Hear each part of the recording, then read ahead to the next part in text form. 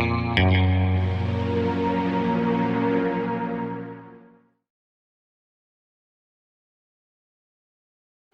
it's Danger Man. I'm here at Comic-Con 2016, and I'm here with one of the people that I really respect in the business of comics. Probably, yeah, I shouldn't have said that.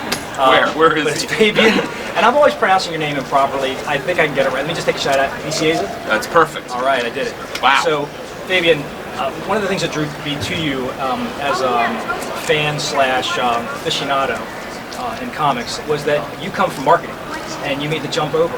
How do you do that? I mean, I listened to a panel earlier, and you were telling me about how your passion in college was writing. So I'm assuming that's kind of where you were first. I always wanted to write since I was a kid, and I wrote since I was a kid. In high school, for an English class project, I wrote a 400-page novel on loose leaf paper and handed it in, and the teacher gave me an A without even reading it. So it was something I always wanted to do. I always wanted to write comics because I'd been a comic fan since I was 5-6 years old. But I realized when I was younger that none of the pictures of the authors of the novels I was reading, like Stephen King or what have you, all the pictures on the back of the book covers, they were old men. They looked like they had to be at least 30, 35, right? And as a kid, I realized, all right, you got to get a job and you get to write later when you're older. Right. And that's how I thought. So I knew that I had to go to college, I had to get a degree, I had to get a job, and I went to Rutgers in New Jersey, and I was a communications major, and I tried to get a job in public relations or advertising out of college. This was 1983. I interviewed at Marvel and DC. Dating yourself. I'm 54 years old.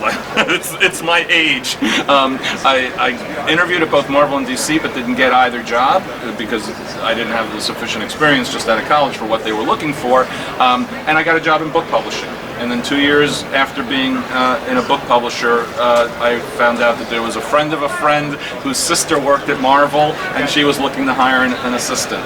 And I interviewed and I got that job. So that was 1985. But that was in the... How did you feel about me? Like, you were like, wow, comics, or...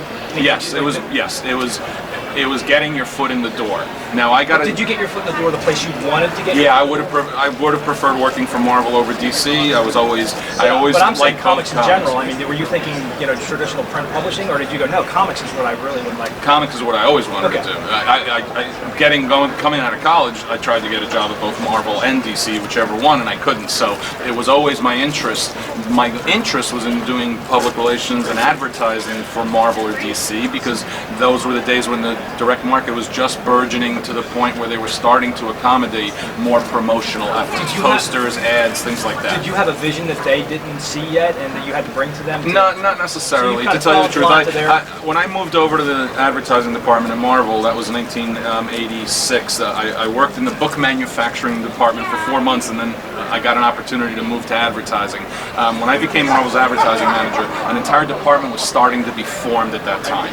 Okay, and I was already a part of that forming department. So you then had a hand in it yourself? Yeah. We had a hand in developing the approaches we were going to take to advertising Marvel Comics, both in Marvel Comics, in the direct market, and outward to the Anything you're specifically proud of that you I created the Avengers ID card to promote Solo Avengers, which was a monthly book coming out like in 1986 or 87. I did the Avengers ID card. The front of it was an actual Avengers ID that you could put your own picture there. It had Ronald Reagan's signature, which I took from like some new magazine article or something, and then I signed on the mechanical the name of the Avengers liaison at the time, so that's my actual handwriting. I did a tremendous amount of promotional posters that I'm really proud of, like Fall of the Mutants and Acts of Vengeance.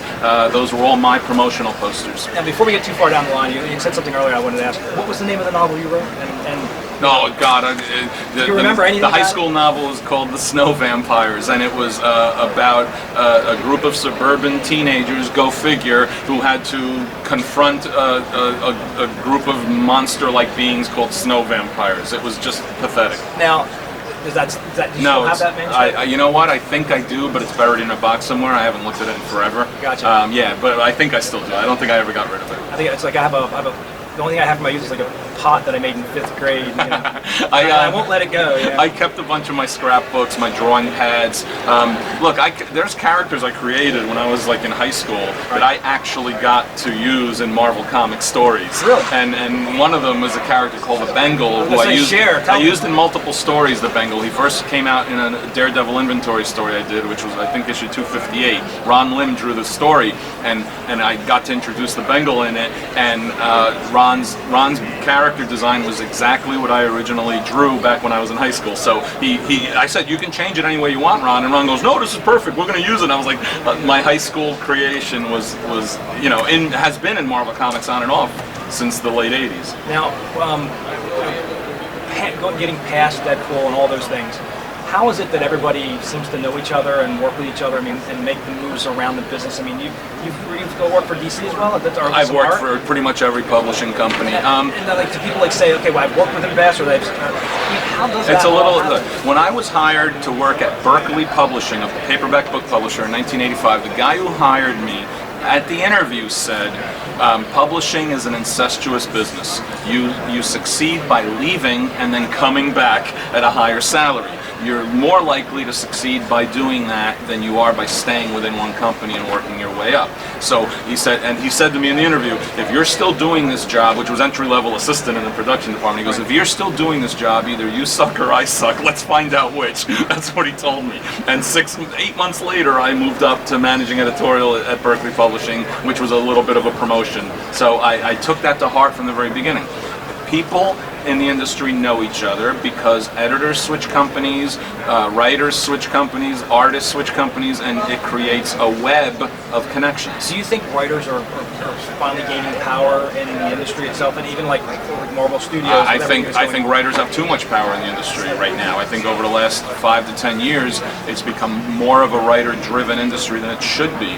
And the worst part about that isn't necessarily even in how the stories are being told and how they're being done. The worst part about that is in the perception of the readers and fans themselves in not giving enough credit to the artists and the work that the artists have to do. See, you're saying one thing, I'm thinking in terms of the whole social justice warrior thing in the world. Like, I think for me, writers have become editors, and then they have their own personal politics and agendas that seem to change characters that we've known and loved for years. And I wonder how you feel about you know that. what? I have to be honest.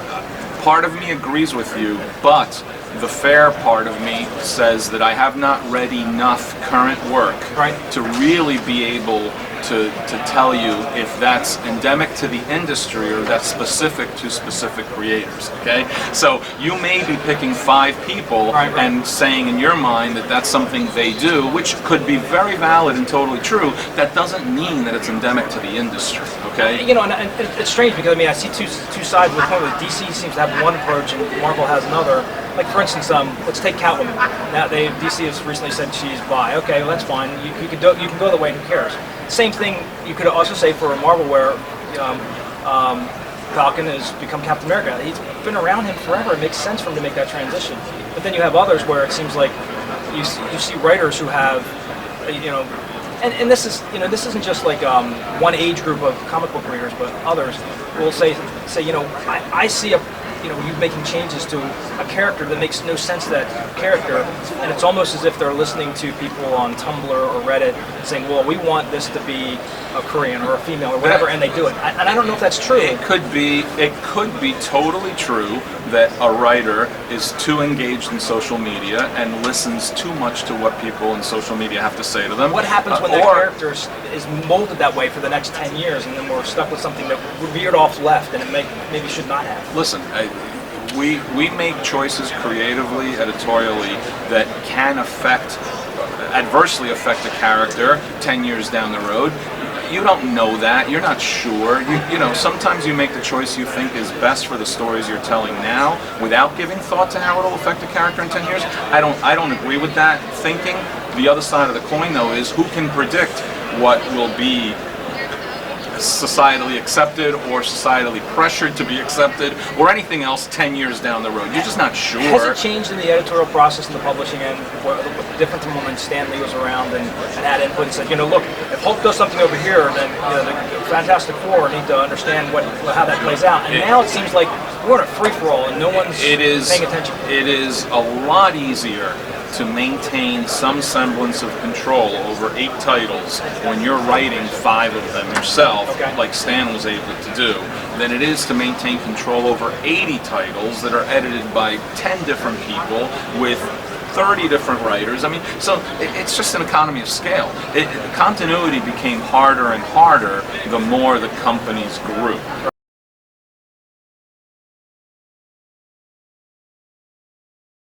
It's too much for any man.